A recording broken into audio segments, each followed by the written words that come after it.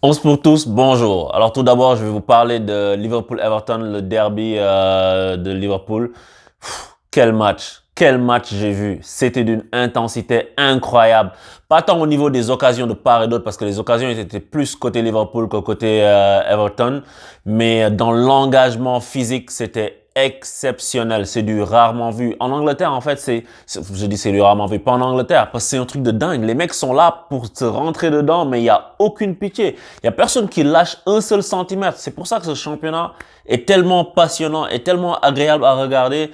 Tu te lasses pas, quoi. Ce match-là, il te tient en haleine. C'est exceptionnel. Le niveau, la débauche d'énergie que les joueurs ont, les 22 joueurs de deux équipes. C'est impressionnant. Et Mané, pour parler de lui rapidement, parce que tu sais, on va pas parler de lui à toutes les vidéos, mais genre ce gars, il est exceptionnel. Il est dans une forme monumentale. Il montre qu'il n'est pas un numéro 4, il est un ballon d'or en puissance. Tu vois, c'est la passe qu'il met sur le premier but d'Origi. C'est exceptionnel. C'est exceptionnel. Il met le ballon, il est loin, il met quand même le ballon entre le premier, le deuxième défenseur et puis le gardien. Le mec, il a juste à venir faire un superbe contrôle et puis c'est un but. C'est magnifique. Il avait une activité de dingue, comme s'il avait envie de montrer au monde entier que je suis Sadio Mané, je suis pas un quatrième au ballon d'or. Je suis un ballon d'or en puissance. C'est ça que j'ai vu. Sur la première mi-temps en tout cas, parce que oui, on me dira en deuxième, il en a loupé certaines, j'en parlerai rapidement. Mais c'est ce que j'ai vu. Et puis Liverpool, ils ont mis un système. Encore une fois, si tu regardes bien ces derniers matchs-là, après City, Liverpool s'est mis à jouer avec un milieu de travailleurs acharnés.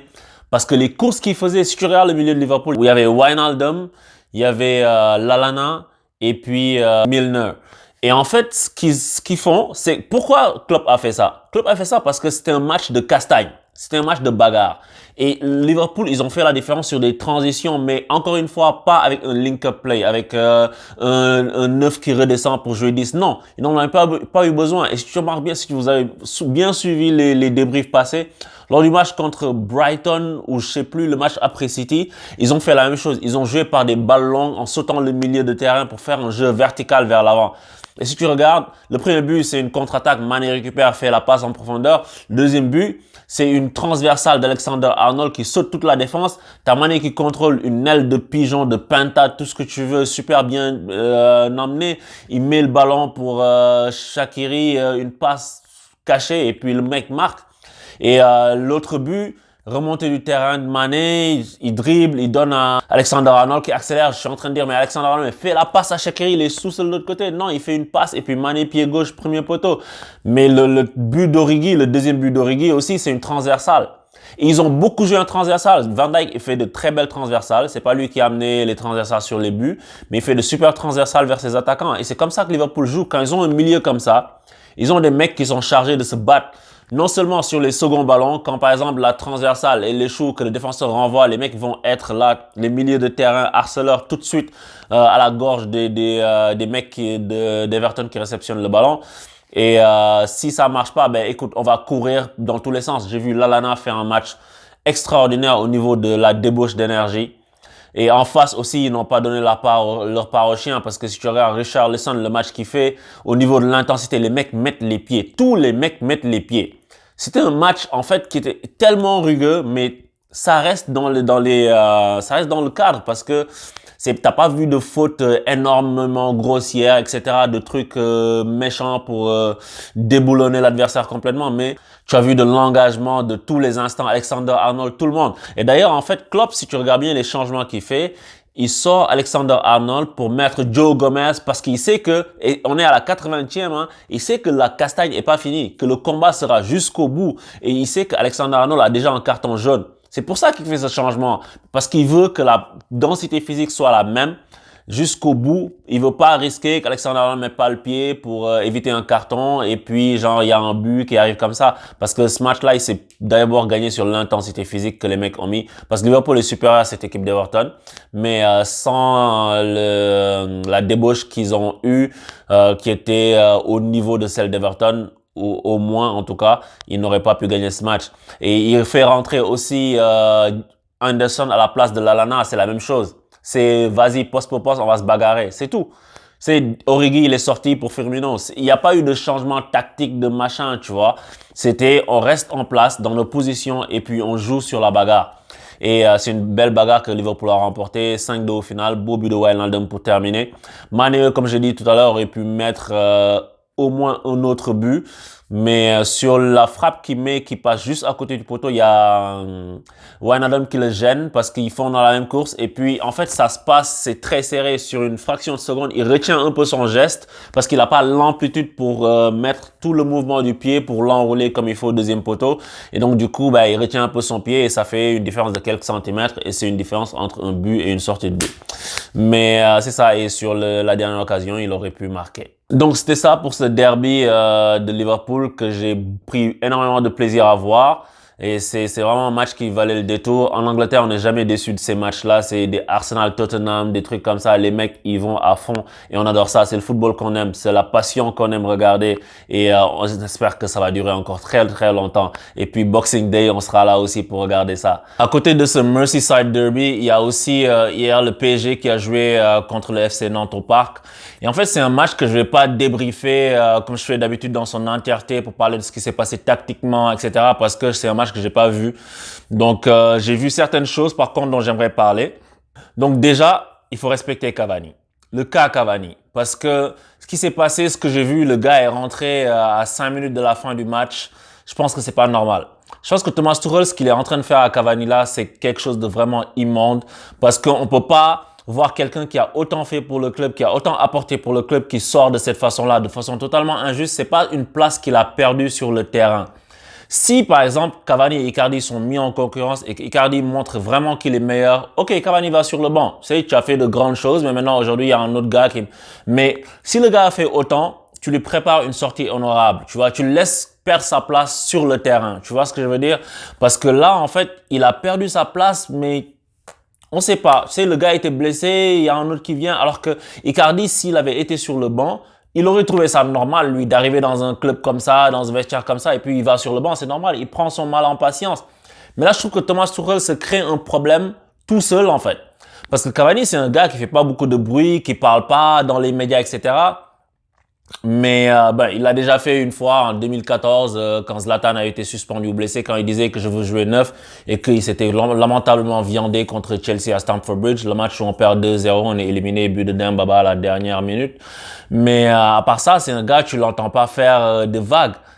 Et ça, en fait, il mérite pas de sortir comme ça. Et oui, je vais pas nier. Moi, Cavani, je l'ai déjà décrié pendant longtemps parce que c'est le gars, il fait des contrôles américains. Quand ton équipe est en train de remonter en bloc, c'est pas le neuf qui est capable de conserver le ballon, de jouer un peu en 10 pour permettre à ton bloc d'avancer d'un cran. C'est vrai, on le sait tout ça, tu vois. Mais il faut qu'il joue pour pouvoir au moins dire, OK, la concurrence a été là, le gars était meilleur, je prends ta place, tu vois. Et je vais pas mentir aussi, j'ai vu l'action qu'il a loupée en fin de match. C'est une action immanquable. Mais, encore une fois, les attaquants, ça fonctionne à la confiance. Et Cavani, sur le retrait de Di Maria, superbe talonnade d'ailleurs, il loupe le ballon, quoi. Et tu sens que le gars, il est mal. Et là, ce que Thomas Tuchel est en train de faire, c'est pas normal parce qu'on risque de perdre Cavani. Tu sais, si Cavani doit partir du PSG, il doit partir du PSG, mais la tête haute. Il doit partir du PSG en sortant par la grande porte, comme on a fait pour d'autres, tu vois. Et si tu te souviens par exemple de l'exemple de Rai quand il a quitté Paris, Rai. Tu sais, on a tous ce souvenir de Rai qui se dirige vers le virage avec son maillot et puis il est en larmes. Et puis tout le public chante Allez Rai, où tu es, nous sommes là, etc. Tu vois. Et Cavani mérite ce genre de sortie-là. Et c'est quelqu'un qui aime tellement le PSG, ça se sent qu'il aime le PSG, il est impliqué, il mérite d'avoir ce genre de départ-là. Et je pense que c'est quelqu'un qui peut nous donner ce genre de choses-là. Et le PSG en a besoin, le football en a besoin. Donc voilà, Cavani, il peut vraiment laisser cette trace-là au PSG. Et comme disait Leonardo, il a dit un truc dans une interview il y a quelque temps. Il disait, on va voir avec les joueurs qui sont en fin de contrat, qu'est-ce qu'on fait. Si ça doit se terminer ou si ça doit continuer, mais ça doit se faire bien. Et là, Tuchel, il est pas en train de faire ça. Parce que si tu l'ostracises comme ça, après, on va avoir du mal à le récupérer parce qu'on aura besoin de lui si jamais on va loin ou si jamais on doit aller loin. Imagine, tu mets Cavani au frigo et puis que Icardi se blesse ou bien qu'il est suspendu. Tu dois le faire rentrer dans un gros match pour pouvoir porter l'équipe. Mais le mec, peut-être, il n'aura pas envie. Tu vois, et le mec là, s'il marche pas à l'envie, il te fera rien de bon. Et ça va être au détriment du PSG. Et ça, il faut vraiment faire attention à ça, quoi. Alors, autre chose dont j'aimerais parler, le cas Mbappé. Encore une fois, j'ai pas vu le match, j'ai vu qu'il a mis un super but. Apparemment, Neymar a été bon aussi. Mais Mbappé, sur la sortie, tout le monde est en train de dire, il fait la gueule. Ok, moi, je peux comprendre que les gars fassent la gueule parce qu'ils n'ont pas envie de sortir. C'est normal, tu vois. Mais Mbappé, c'est encore un enfant, tu vois. C'est encore un enfant à qui il est arrivé plein de choses sur la tête. Tout le monde le starifie. Mbappé, aux États-Unis, il parle de lui. En Angleterre, il parle de lui. Le mec, il a 21 piges. Tu vois, c'est normal. Sa tête, elle enfle, elle enfle, elle enfle. Tu vois, c'est un peu normal, mais c'est pas bien pour le PSG, mais c'est un peu normal. Après, il faut voir, quoi. Faut voir cet été ce qu'on va faire avec Mbappé, Neymar, tout ça. Si les mecs là ont pas envie de rester au PSG, s'ils pensent qu'ils sont plus gros que le PSG, il faut qu'ils partent, tu vois. Je l'ai déjà dit il y a plusieurs mois. Si les gars ne veulent pas, il faut qu'ils partent, tu vois. Je pense pas que ce soit le cas là, en tout cas pour Mbappé. Neymar, lui, il faut préparer l'après Neymar. Excellent joueur au demeurant, mais voilà. Donc le PSG doit s'appuyer sur un collectif. On a vu que Liverpool, ils ont gagné la Ligue des Champions avec un gros collectif. Le Barça a gagné la Ligue des Champions avec un gros collectif. Depuis que Messi, il est tout seul à tirer l'équipe, le Barça gagne pas. C'est pas un hasard. La dernière fois que le Barça a remporté la Champions League, c'était en 2015. Et il y avait du Messi, il y avait du Neymar, il y avait du Xavi, il y avait du Iniesta. C'est pas un hasard, tu vois. Donc, si jamais on doit vendre Neymar ou Mbappé ou Neymar et Mbappé, on aura assez d'argent pour se construire un collectif. On pourra aller chercher des joueurs comme Sadio Mané, je sais pas, même si je pense que lui, il viendra pas à Paris. Pas intérêt à faire ça, anyway. Donc, voilà, quoi. Faut voir où on va avec ça. Et Thomas Tuchel, prend tes responsabilités. Parce que si tu peux pas faire à Neymar ou à Mbappé des courses pour défendre, ben, il faut leur faire comprendre qu'on va pas gagner. Les mecs, le ballon va pas arriver dans leurs pieds quand tu joues avec des équipes qui te rentrent dedans. Si tes équipes te rentrent dedans et que toi, tu as deux éléments qui se bougent pas, ça ne marchera pas. Il faut qu'ils se bougent comme ils se sont bougés contre Liverpool au retour. Je le répète encore une fois. Pour moi, c'est ça le match référence du PSG avec Tuchel. Mais depuis le début de la saison, moi, je suis pas satisfait de ce que je vois. J'ai vu PSG Real qui était un très très bon match. Sinon, le reste, on est en dilettante. On attend que ça se passe. Le match retour à Madrid en a été témoin. Donc voilà, on se pour tous. C'est ce que j'avais à dire pour mon analyse du jour. Je vous revois bientôt pour de nouvelles vidéos. Abonnez-vous. Ciao!